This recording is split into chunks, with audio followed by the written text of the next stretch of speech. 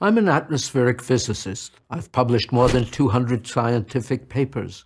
For 30 years, I taught at MIT, during which time the climate has changed remarkably little. But the cry of global warming has grown ever more shrill. In fact, it seems that the less the climate changes, the louder the voices of the climate alarmists get. So let's clear the air and create a more accurate picture of where we really stand on the issue of global warming, or, as it is now called, climate change. There are basically three groups of people dealing with this issue.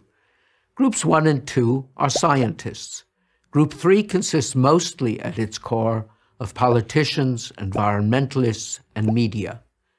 Group 1 is associated with the scientific part of the United Nations International Panel on Climate Change, or IPCC Working Group 1.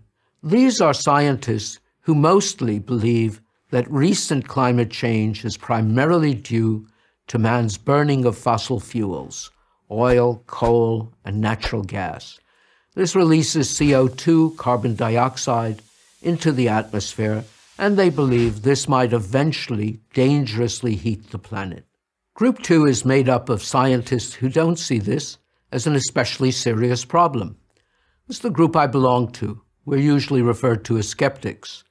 We note that there are many reasons why the climate changes: the sun, clouds, oceans, the orbital variations of the Earth, as well as a myriad of other inputs. None of these is fully understood, and there is no evidence that CO2 emissions are the dominant factor. But actually, there is much agreement between both groups of scientists. The following are such points of agreement. 1. The climate is always changing. 2. CO2 is a greenhouse gas without which life on Earth is not possible, but adding it to the atmosphere should lead to some warming. 3. Atmospheric levels of CO2 have been increasing since the end of the Little Ice Age in the 19th century. 4. Over this period, past 2 centuries, the global mean temperature has increased slightly and erratically by about 1.8 degrees Fahrenheit or 1 degree Celsius. But only since the 1960s have man's greenhouse emissions been sufficient to play a role. 5. Given the complexity of climate, no confident prediction about future global mean temperature or its impact can be made. The IPCC acknowledged in its own 2007 report that, quote, the long-term prediction of future climate states is not possible, end quote. Most importantly, the scenario that the burning of fossil fuels leads to catastrophe isn't part of what either group asserts. So why are so many people worried, indeed panic-stricken, about this issue? Here's where Group 3 comes in: the politicians, environmentalists, and media. Global warming alarmism provides them, more than any other issue, with the things they most want. For politicians, it's money and power. For environmentalists, it's money for their organizations and confirmation of their near religious devotion to the idea that man is a destructive force acting upon nature. And for the media, it's ideology, money, and headlines. Doomsday scenarios sell. Meanwhile, over the last decade, scientists outside of climate physics have jumped on the bandwagon, publishing papers blaming global warming for everything from acne to the Syrian civil war. And crony capitalists have eagerly grabbed for the subsidies that governments have so lavishly provided. Unfortunately, Group 3 is winning the argument because they have drowned out the serious debate that should be going on.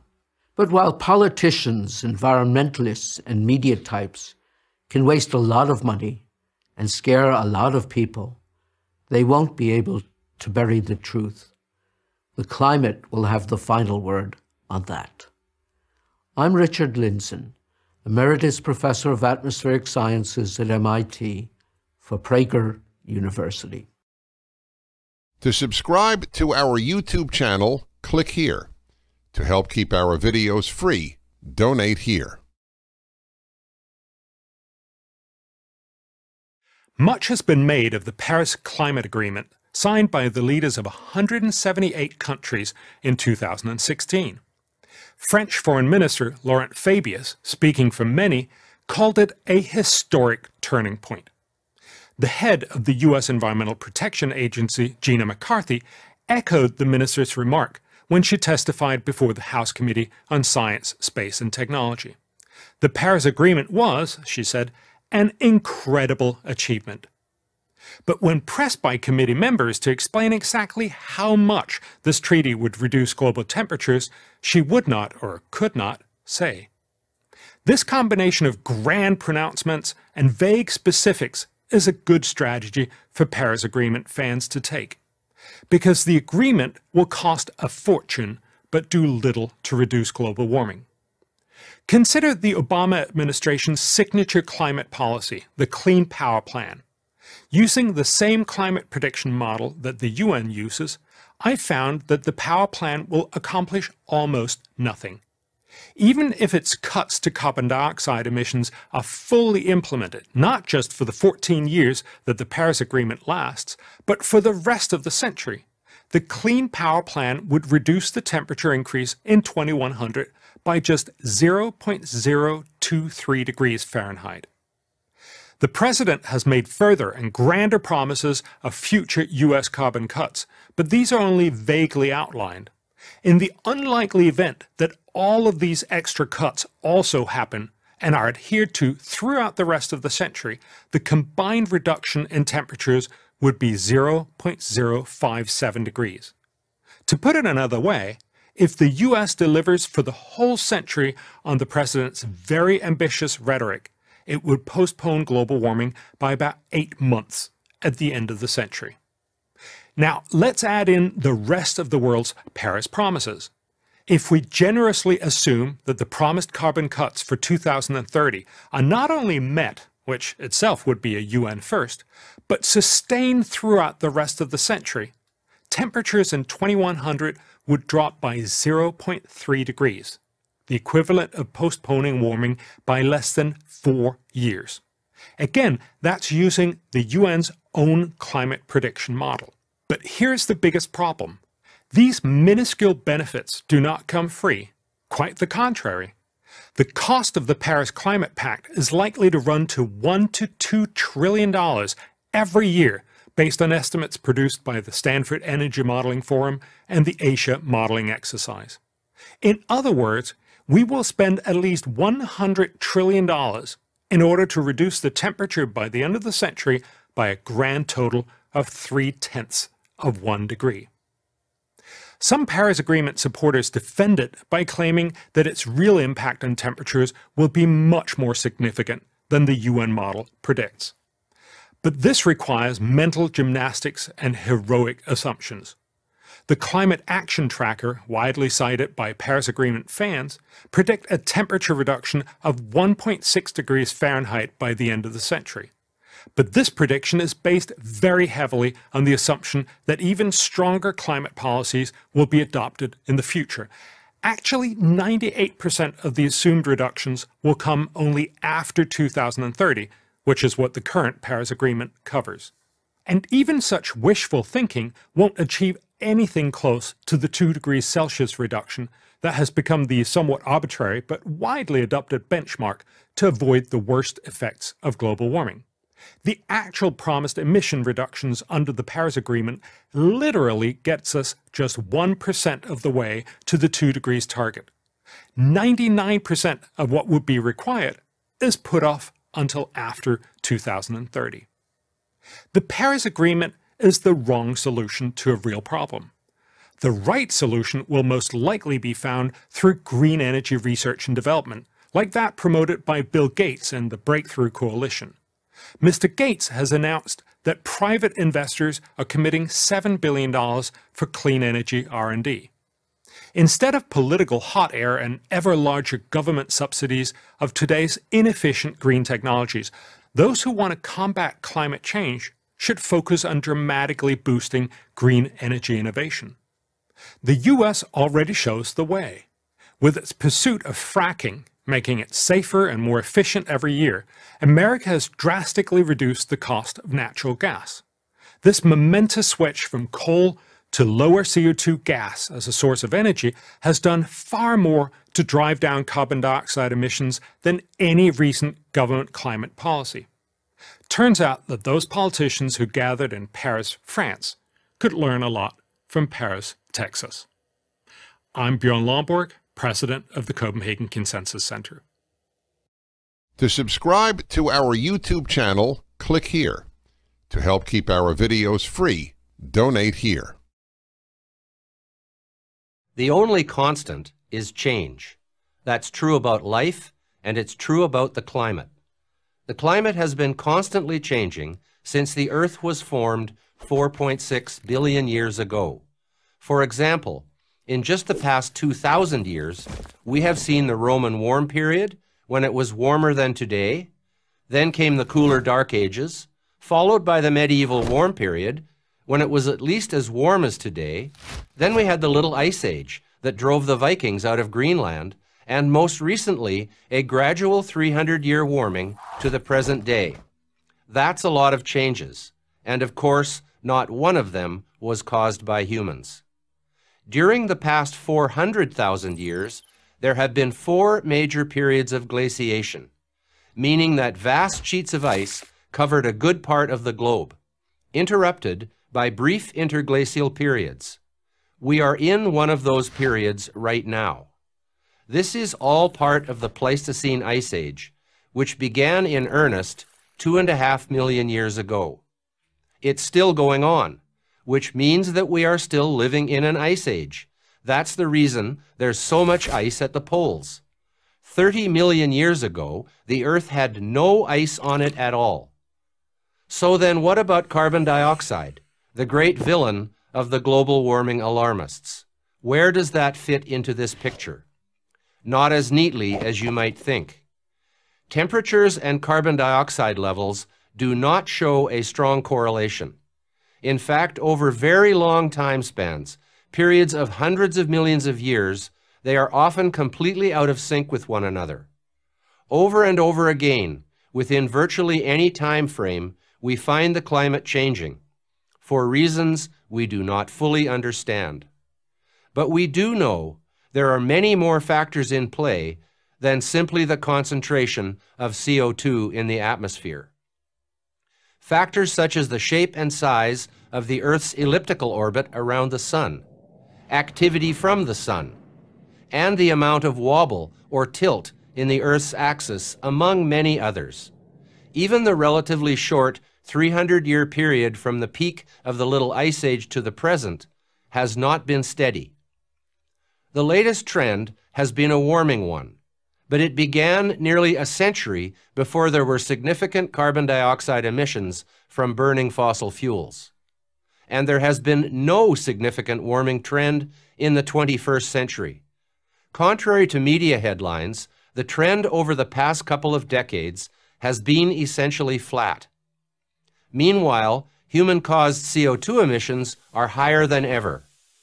About 25% of all the CO2 emissions from human sources have occurred during this period of no net warming. So what are we in for next? Will the temperature resume an upward trend? Will it remain flat for a lengthy period? Or will it begin to drop? No one knows, not even the biggest, fastest computers.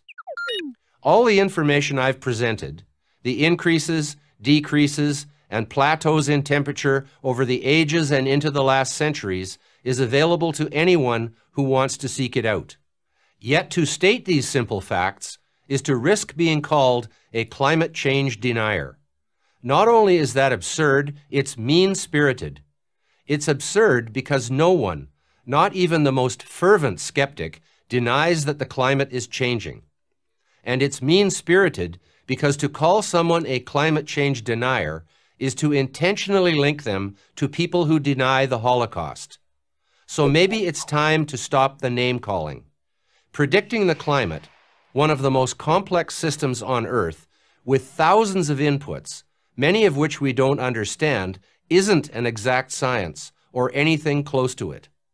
Maybe it's just a tad arrogant to suggest that we can predict the weather or the climate or just about anything 60 years from now. The science is not settled. The debate is not over. The climate is always changing, it always has, and it always will. I'm Patrick Moore, co-founder of Greenpeace for Prager University. Join Prager University. Click here to subscribe to our YouTube channel. Click here to sign up for free at prageru.com for quizzes, contests, and prizes. This is James Corbett of ClimateGate.tv, and this week marks the one-year anniversary of the release of emails and documents from the Climatic Research Unit at the University of East Anglia that we now know as ClimateGate. Sitting here now, 1 year later, it's becoming difficult to remember the importance of that release of information, or even what information was actually released. Many were only introduced to the scandal through commentary in the blogosphere, and many more came to know about it only weeks later, after the establishment media had a chance to assess the damage and fine-tune the spin that would help allay their audience's concern that something important had just happened. Very few have actually bothered to read the emails and documents for themselves. Few have browsed the hairy README file, the electronic notes of a harried programmer trying to make sense of the CRU's databases. They have never read for themselves how temperatures in the database were artificially adjusted to look closer to the real temperatures, or the hundreds, if not thousands, of dummy stations which somehow ended up in the database, or how the exasperated programmer resorts to expletives before admitting he made up key data on weather stations because it was impossible to tell what data was coming from what sources. Few have read the 2005 email from ClimateGate ringleader and CRU head Phil Jones to John Christie, where he states, quote, "The scientific community would come down on me in no uncertain terms if I said the world had cooled from 1998. Okay, it has, but it is only 7 years of data and it isn't statistically significant." Or where he concludes, "As you know, I'm not political. If anything, I would like to see the climate change happen so the science could be proved right, regardless of the consequences. This isn't being political. It is being selfish." Or the email where he broke the law by asking Michael Mann of hockey stick fame to delete a series of emails related to a Freedom of Information request he had just received. Or the email where he wrote, "If they ever hear there is a Freedom of Information Act now in the UK, I think I'll delete the file rather than send it to anyone. We also have a Data Protection Act, which I will hide behind." Or the other emails where these men of science say they will redefine the definition of peer review in order to keep differing viewpoints out of the scientific literature. Or where they discuss ousting a suspected skeptic from his editorial position in a key scientific journal. Or where they fret about how to hide the divergence in temperature proxy records from observed temperatures. Or where they openly discuss the complete lack of warming over the last decade. Or any of the thousands of other emails and documents exposing a laundry list of gross scientific and academic abuses. Of course, the alarmists continue to argue, as they have ever since they first began to acknowledge the scandal, that ClimateGate is insignificant. Without addressing any of the issues or the specific emails, they simply point to the independent investigations that they say have vindicated the ClimateGate scientists. Like the UK Parliamentary Committee, which issued a report claiming that Phil Jones and the CRU's scientific credibility remained intact after a rigorous one-day hearing which featured no testimony from any skeptic or dissenting voice. After the release of the report, the committee stressed that the report did not address all of the issues raised by ClimateGate, and Phil Willis, the committee chairman, admitted that the committee had rushed to put out a report before the British election. Or the Augsburg Inquiry, chaired by Lord Ron Augsburg, the UK Vice Chair of Globe International, an NGO-funded climate change legislation lobby group. The Augsburg Inquiry released a 5-page report after having reviewed 11 scientific papers unrelated to the ClimateGate scandal that had been handpicked by Phil Jones himself. It heard no testimony or evidence from anyone critical of the CRU. Unsurprisingly, it found the ClimateGaters not guilty of academic misconduct. Regardless of what one thinks of the veracity or independence of these so-called investigations into the ClimateGate scandal itself, what has followed has been a catastrophic meltdown of the supposedly united front of scientific opinion that man-made CO2 is causing catastrophic global warming. In late November of 2009, just days after the initial release of the ClimateGate emails, the University of East Anglia was in the hot seat again. The CRU was forced to admit that they had thrown away most of the raw data that their global temperature calculations were based upon, meaning their work was not reproducible by any outside scientists. In December of that year, the UN's Copenhagen climate talks broke down when a negotiating document was leaked showing that, contrary to all PR, it would be the third world nations bearing the brunt of a new international climate treaty, with punishing restrictions on carbon emissions that would prevent them from ever industrializing. The document, written by industrialized nations, allowed the first world to emit twice as much carbon per person as the third world, and was widely seen as an implementation of a eugenical austerity program under a green cover. This agenda was further exposed by the influential Optimum Population Trust in the UK, which began arguing that same month that rich Westerners offset their carbon footprints by funding programs to stop black people from breeding. In January 2010, it was revealed that a passing comment to a journalist from an Indian climatologist that the Himalayan glaciers could melt within 40 years found its way into the much-touted Intergovernmental Panel on Climate Change's fourth report on climate change, via a World Wildlife Fund fundraising pamphlet. When IPCC defenders tried to pass the universally derided prediction off as a legitimate mistake, the coordinating lead author of that section of the report admitted that the IPCC knew that the report was based on baseless speculation in a non-peer-reviewed work, but deliberately included it because we thought that if we can highlight it, it will impact policymakers and politicians and encourage them to take some concrete action.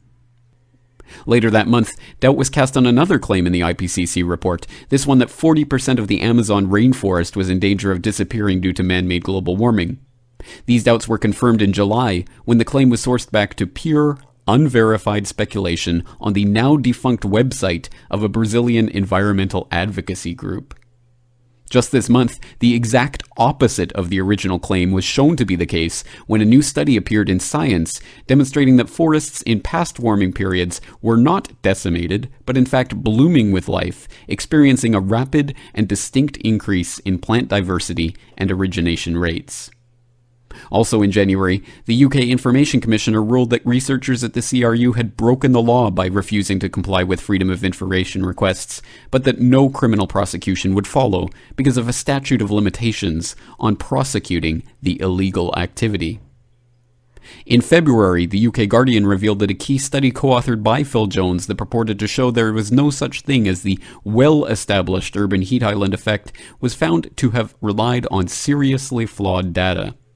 This, according to The Guardian, led to apparent attempts to cover up problems with the temperature data. In September, John Holdren, the man who had previously advocated adding sterilizing agents to the water supply to combat the overpopulation problem, which he thought would ravage the Earth by the year 2000, and who currently is the science czar in the Obama White House, advocated a name change for global warming to climate disruption, further affirming the theory's non-scientific status as an unfalsifiable prediction that anything that ever happens is due to man-made carbon dioxide. Later that month, Britain's prestigious Royal Society rewrote its climate change summary to admit that the science was infused with uncertainties and that it is not possible to determine exactly how much the Earth will warm or exactly how the climate will change in the future. In October, a carbon reduction advocacy group called 1010 released a video to promote its campaign in which those skeptical about participating in the program are literally blown up. And just this month, Scientific American, a publication that has been noted for publishing increasingly alarmist reports about the reality and the dangers of man-made CO2-induced global warming, conducted a poll of its own readers that found over 77% believe natural processes to be the cause of climate change, and almost 80% responded that they would not be willing to pay a single penny on schemes to forestall the supposed effects of supposedly man-made global warming that even ClimateGate scientist Phil Jones now admits is no longer taking place. And this is only the briefest of overviews of the range of information that ClimateGate.tv has been tracking over the past year. These reports undermine the data, the sources, the scientific processes, and the conclusions of the scientists who continue to argue that carbon dioxide is driving climate change and that that change is catastrophic and unprecedented. The reports show that the main temperature records that are used to determine the highly problematic concept of the global mean temperature are in fact in the hands of scientists like Phil Jones and James Hansen with a direct stake in the continuation of the alarmist scare.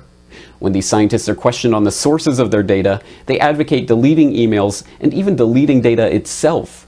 They admit the key data underlying their calculations has already been deleted. And yet, with all of this, they have the audacity to continue to suggest that there is overwhelming consensus on the science of global warming. They call for public debates with skeptics who they invariably accuse of being funded by big oil, and then, when they are actually organized, they back out of those debates. They then continue to call for the imprisonment of anyone who dares to question this supposedly ironclad science. And now, they are preparing to meet once again. Next month, the United Nations Framework Convention on Climate Change will descend on Cancun, Mexico, to once again try to hammer out a globally binding agreement on the restriction of carbon emissions. They will once again act as if carbon dioxide is a vile poison and not one of the essential ingredients of life on this planet.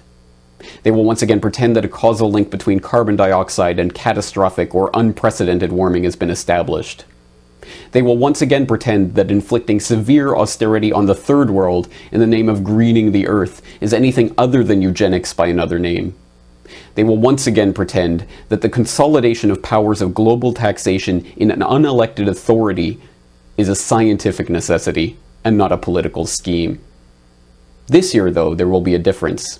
The public at large is another year older, another year wiser, and less prepared than ever to accept unquestioned the dire assertions of grandstanding politicians and the scientists they fund that the world is on the brink of imminent destruction.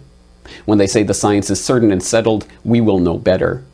When they say that this is humanity's last chance, we will see them for the Chicken Littles they have always been. This is not a call for complacency. In fact, now that the public is more skeptical than ever about the climate gators and others of their ilk, the danger of binding international agreements enacted by unelected institutions and empowering global taxation is at an all-time high. They are hoping to ram through an agreement that will put the final nail in the coffin of climate realism before the corpse of the global warming hoax even has the chance to rot. We have to speak out against this fraud now and more loudly than ever. We must make our voices heard when we assert that science is about honesty, openness, the search for truth, and that those who reject those principles will no longer be heeded by a public that has been stretched long past the point of credulity. Once again, the UN-funded scientists and politicians are telling us that the hour is nigh, and perhaps for once they are right. The end is almost here for those who are trying to establish their global governance in the name of scientific fraud. If we can continue to speak out on this issue, perhaps there will be no UNFCCC conference next year after all. For if ClimateGate has taught us anything, it is that just 1 year can make all the difference. For ClimateGate.tv in Western Japan, I am James Corbett.